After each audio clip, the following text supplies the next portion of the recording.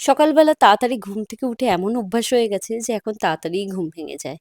তো ছিল আজকে সানডে আর বেশ অনেকদিন পর ব্রেকফাস্টে চাউমিন হয়েছে আমাদের। আর আজকে ব্রেকফাস্টটা না কৌশিক বানিয়েছিল, এত দারুণ হয়েছিল। দেন মিড মর্নিং এ খেয়েছিলাম একটা কফি। আজকে ব্লগটা mini blog plus what I it in a day দুটোই বলতে পারো। এখন তো কাহন আস্তে আস্তে বড় হয়েছে, রোজ ওকে কিছু অ্যাক্টিভিটিস করাই আমি। তো মিড মর্নিং এ ওকে নিয়েই বসেছিলাম অনেক রকম অ্যাক্টিভিটিস করতে।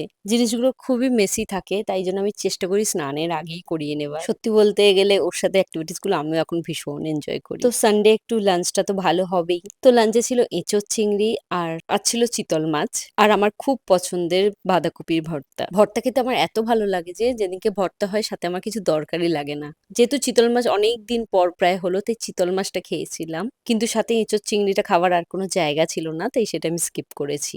যা গরম পড়েছে এখন তো দুপুরে বেরোনোর কোনো অপশনই নেই। নেটফ্লিক্সে দেখছিলাম, মার্দানি 3 দিয়েছিল, সেটাই দেখেছি দুপুরে। দেন বিকেলে ঘুম থেকে উঠে খেয়েছিলাম 1 কাপ চা। সানডে ছুটির দিনে অনেক কিছু কেনাকাটা থাকে, তাই কাছাকাছি একটু বেরিয়েছিলাম। আর তোমরা যারা আমার মিনি ব্লগ দেখো তারা তো জানো এই মন্দিরটাতে আমি প্রায়ই শনি রবিবার হলে যাই সন্ধে আরতি দেখতে। দেন ফেরার সময় না মনে হলো একটু ফুচকা খাই। আর এই লাইট পোস্টের আলোটা এত বিরক্ত করছিল কি দাঁড়ানোই যাচ্ছিল না।